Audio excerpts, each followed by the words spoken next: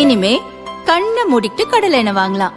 ஏன்னா மந்த்ரா கடலை எண்ணெய் இதயத்தின் தயாரிப்பு. வறுக்க பொரிக்க ஏன் எல்லா சமையலுக்கும் மந்த்ரா தான். மந்த்ரா கடலை எண்ணெய், அபார ருசி, ஆரோக்கியமான உடல் நலம். ஜேம்ஸ் அண்ட் கோவின் year end big sale March 27 முதல் எங்கும் கிடைக்காத குறைந்த விலை 70% வரை தள்ளுபடி.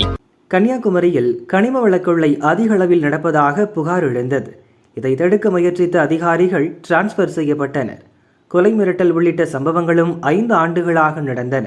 இதன் பின்னணியில் குமரி மாவட்டத்தைச் சேர்ந்த அமைச்சர் மனோ தங்கராஜ் மற்றும் அவரது மகன் இருப்பதாக கூறப்பட்டது.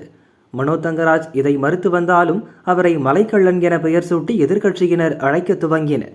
அமைச்சர் செல்லும்போது மலைக்கள்ளன் கார் செல்கிறது என மக்கள் கிண்டல் அடிக்கும் அளவுக்கு நிலைமை சென்றது. சட்டசபை தேர்தல் நேரத்தில் அவருக்கு இது கடும் நெருக்கடியை தந்தது.